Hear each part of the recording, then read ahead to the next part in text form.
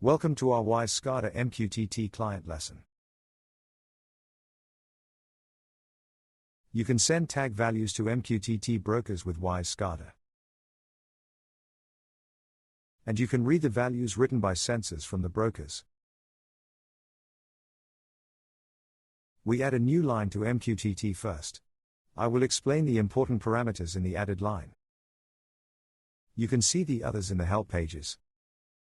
You need to enter the ID from the broker in the Client ID section. You must enter the host address in the same way. If the broker side is configured to require a username and password, you must enter these values as well. We have 4 methods in the type section, such as TCP, TLS, WebSocket, and Secure WebSocket. You must select the correct parameter according to the broker's configuration. In the Roles section, there are 2 modes, Publisher and Subscriber. We define the current SCADA project as a publisher. Publisher means the one sending data to the broker. Subscriber is the SCADA that subscribes to data in the broker, and is notified by the broker when that data changes.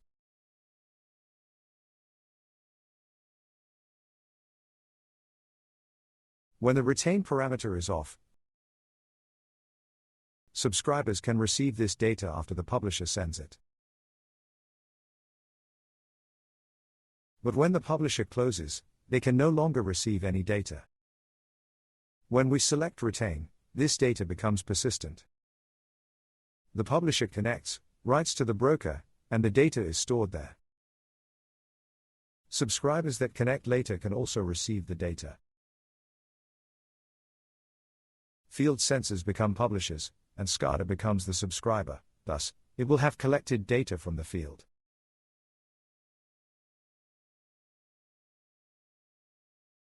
We must create the tag list in both publisher mode and subscriber mode. We select SCADA tags here. We make a list of which tags we will send to the broker.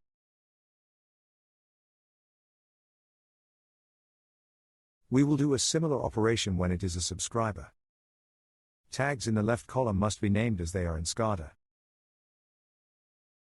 In the second column, you can change the tag names to how you want to see them in the MQTT Broker. We will leave them the same. In the Payload section, we determine the format of the data to be sent and read. We can set it as JSON, XML, plain text, or custom. I will touch upon this topic again shortly.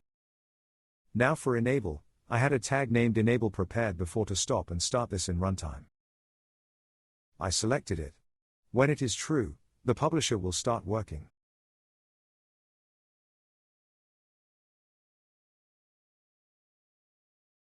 Data sending can be triggered by a tag via trigger, or it can be periodic. I set the period to 1000. Currently, we will send the value of 3 tags defined in the tag table here to the broker every second.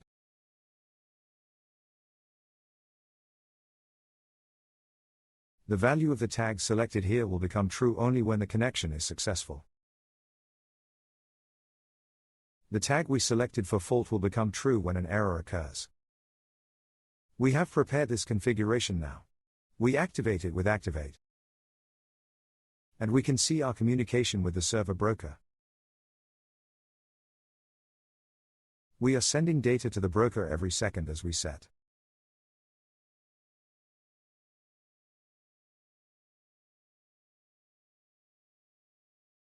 Now let's define another SCADA station as an MQTT subscriber.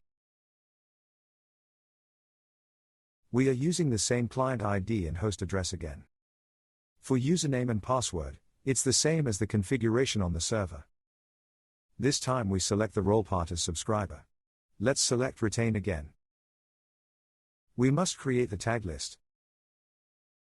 Similarly, we have 3 tags in this SCADA project as well.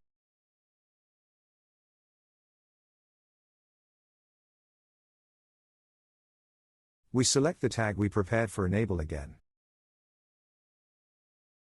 When the enable tag is true, the subscriber will start communicating with the broker.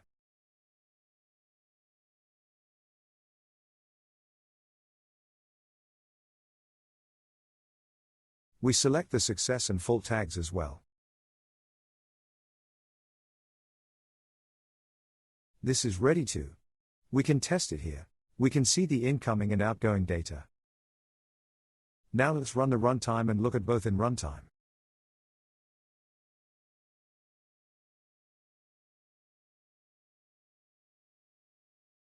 I am running our publisher as well.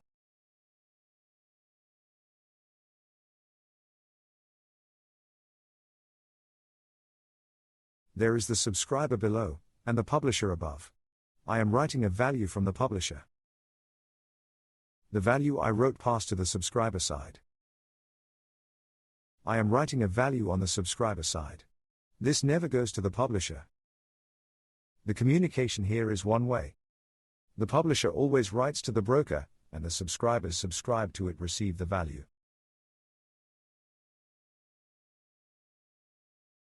If you want two-way communication, you must define a second line here.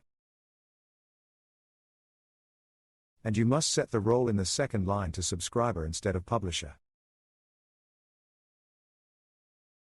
Let's delete this one we defined. Finally, let's explain the payload format which we said we would leave for later. Now, when we communicate here, when we activate it, you can see the data sending format right here.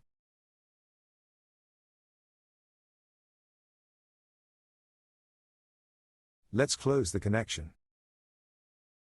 Data format, we send it in a structure as tag name, dot, and tag value. Since both the sender and receiver are Wise SCADA, there will be no problem regardless of the structure here. However, when the sender and receiver are different devices, this structure may be required to be different.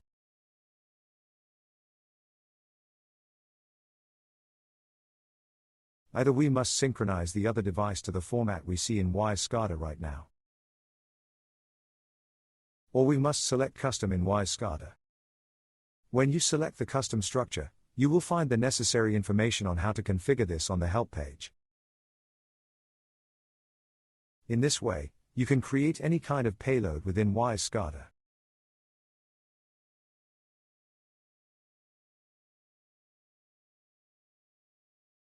Thank you for watching our MQTT lesson.